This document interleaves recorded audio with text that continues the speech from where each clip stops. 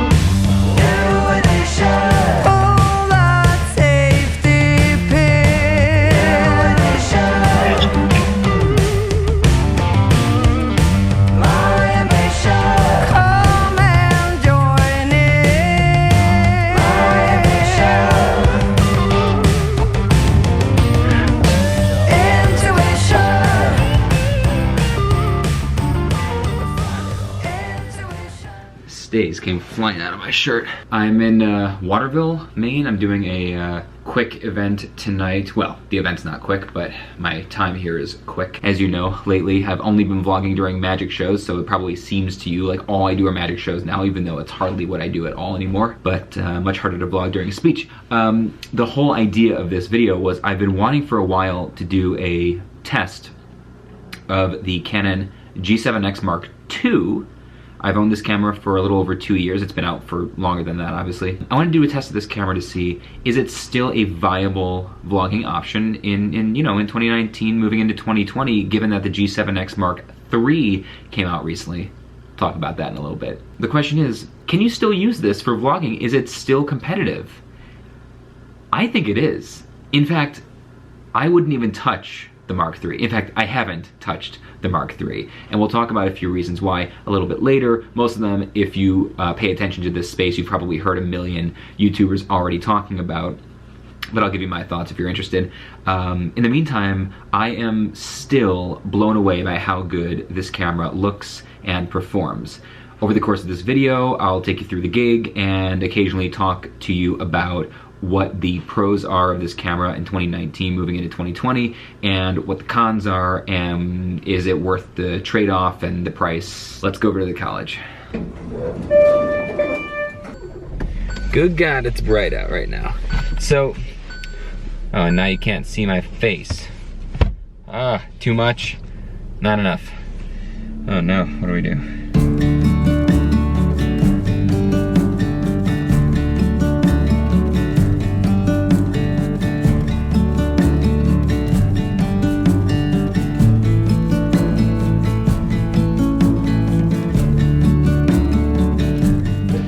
It's beautiful in here. Say hello to my YouTube channel. Hi. Hi, YouTube. Susanna doesn't want to be on YouTube. Kaylee's gonna sit right in the front row and just scowl at me the whole time. Just had a lovely, lovely dinner with the board, the students, those ones that you just saw there. Go grab my stuff, load it in. They're doing sound right now, so it should be all set.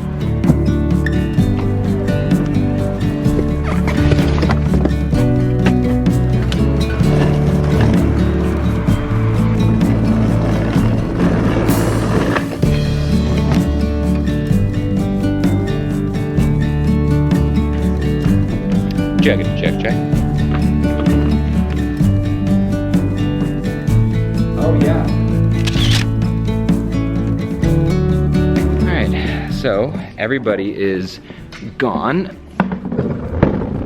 Just did the show.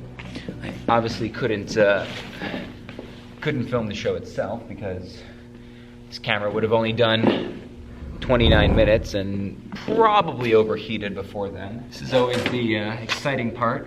Live entertainment is just hurry up and wait, you know. It's a whole lot of waiting around. They're long days with a very, very brief window that you're actually on stage. Let's see how we do in low light. Oh, look at that. That's not bad. microphone here. Turn this off. Oh. That's too low. I mean, this is pitch black, so there's no way you're gonna be seeing that. So if I go like this with my phone, there we go. I mean, I can't even see this right now. What I'm doing with the camera right now is, because it's so small, I can pretty much just tilt it against anything, lean it against anything, and there's a good chance I can get it to balance no matter where I need it to, which is really, really useful.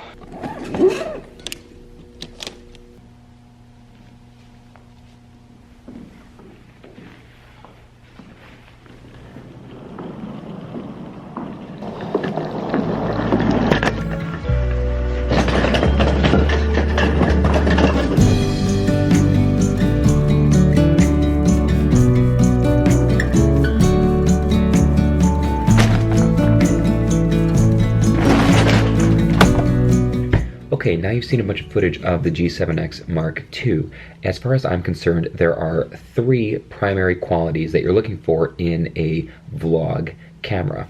1, portability. 2, ease of use.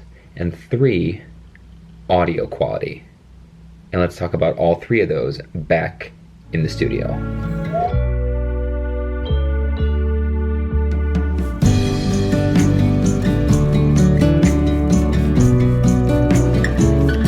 Alright, so let's talk about the G7X Mark II. In terms of a compact, relatively inexpensive, point and shoot, kind of all around camera for YouTube or internet content creation in 2020, I mean, this camera is fantastic. You've got 60p for B-roll, so if you're actually going to export in 24p, that means you can slow down 40%. So you actually get a little bit more than half speed. You get a little bit slower than half speed. I love doing 40% for B-roll. The portability of this thing is obviously phenomenal. It basically fits in your hand. It can go in a jeans pocket, a back pocket, a jacket pocket. You can put it in a case on your belt like I've been doing for years. Right now, by the way, we're filming in 24p at 1/50. Shutter speed, what do I have? I'm zoomed in a little bit, so I'm at f2.2 with the ISO set at 160. Obviously, I'm on autofocus, and I'm in about as good conditions as you could possibly be in right now. I've got a big diffused light sitting just here. I am in a fully treated home studio. There's 11 pieces of acoustic treatment in this studio, so there's no echo. It's totally dead. It's a balanced tone. That's why I didn't want to do the entire review of the G7X for 2020 in this situation, because these are perfect conditions, about as perfect as you could possibly get. Now, the one thing that we haven't talked about, because ease of use, check, yes, 100%, super easy to use. Turn it on, use it, all the functions are right there. There's a ton of knobs and buttons and switches. I don't feel the need to go into all that stuff in this particular video. You can search up lots of other videos for that. Unless you really want to see me go through all the different functionality, let me know in the comments if you want me to, I will. So ease of use, yes. Portability, yes. It's tiny, it's amazing. The one thing we haven't talked about though is the audio quality. And the audio is, it's not great. It's not great. And as an audio guy, 2 tiny little microphones built into the top of the camera. At the end of the day, you get a it's a very muddy, often bass heavy, kind of just ugly sound. It clips a lot. You don't, you get some distortion. It probably has a digital limiter built into it to try to avoid that, but it does a very, very poor job. And the reason that it clips is because there are no manual audio controls. I can't control the input gain at all. Auto is your only option. So it's doing its best to control the levels. If you were going to use this camera for studio shoots like this, controlled environments, definitely use an external recorder with a lav mic or an external recorder with a kind of a shotgun mic overhead and just sync and post, that would be the way to do it. But if we're just talking about this camera, the audio is the weak point. Having said that, it's not unintelligible. It's not the worst. I mean, you can definitely understand what I'm saying. Now, there are things that you can do to the audio in post. Here is what it sounds like completely raw and out of the camera. And here is what it sounds like with a little bit of post-production. So let me know in the comments if you want to see a tutorial on exactly what I do when I have audio coming from here. When I'm running and gunning and I'm just using this thing and I don't have an external mic that I'm syncing to or an external recorder that I'm syncing with, let me know. One of the other things that affects the audio dramatically is the fact that I've got the flip-up screen right now. Now, the screen is flipped up, which is fantastic, right? It's part of that ease of use thing. It's really great for that. But,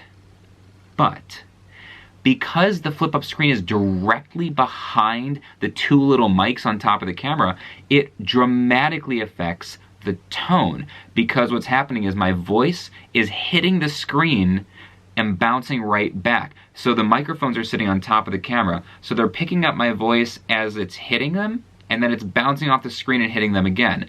Which means it's getting my exact voice at two slightly different times, which causes phasing issues. So let me put the screen down and give you an example of what it would be like. All right, with the screen down, you're getting a very different tone than you were just a few seconds ago, but not even as different as you would if I didn't have my computer sitting right behind the camera right now, because the computer is kind of doing a similar thing that the screen was, albeit not nearly as bad. So let's give you a slightly better example of this. Right now, I am in the middle of the room, and my computer screen is probably 4 feet away, so it shouldn't be affecting it as much. All right, right now, the flip-up screen is engaged. I've got the flip-up screen. This is what the audio sounds like. And now the flip-up screen is down. So this is what it sounds like without the bounce back, the little quick little phasing of the audio. It's in general, I find it to be a cleaner sound, but I mean, yes, it makes a big difference, but then you completely lose the flip-up screen, which is one of the major reasons people love the G7X in the first place. If you're not going to use a flip-up screen, you may as well get the G9X. It's even smaller. It's got all the same functions except for the flip-up screen. It's much, much cheaper. I highly recommend that. I've done lots of videos on that in the past before I upgraded to the G7X Mark II. All right, some final thoughts. This is as wide as it goes. I'm sitting about 2 feet from the camera right now. You've got a pretty good shot of the whole room. Hello. I had to pull the light up over here. I had to move the ISO to 320, but look at that. That is 12 feet away from me. So if you were syncing your audio, you can get pretty far away. It's pretty good, right? And for what it's worth, if you actually wanted to do a close-up, if you were doing like an interview, right, where, let's see, I would be probably facing this way. If you were doing an interview and you wanted to have a close-up on somebody and you were doing like this, this is what it would look like. And zoomed in pretty far, it really does a nice job of blurring the background. It looks pretty nice. It's good. Okay, the battery's about to die because I did not even bother charging it up before I started filming this because I didn't want to film for too long. G7X Mark II in 2019, going into 2020. Do I recommend it? Yes, 100%. Portable, ease of use, audio quality, meh, it's not great. 5 out of 10, but it can be touched up in post if you want to do that. If you're considering the G7X Mark III, it's much more expensive. The autofocus is terrible. Supposedly they're fixing that with some firmware updates. They took away the 24p. Supposedly they're fixing that with some with some firmware updates. The G7X Mark II is much cheaper. Autofocus is fantastic. And the only thing you'd be losing with the Mark II is not having the external microphone input. And yes, it would be amazing if this thing had a mic input. The Mark III has it. You have to decide, is that worth upgrading? Is that worth spending the extra money and dealing with all these new firmware updates just to get the basic functionality that existed in the Mark II? That's for you to decide. Anyway, my name is Brian Miller. Thanks so much for sticking with me, and always remember that our world is a shared experience. Have a great day.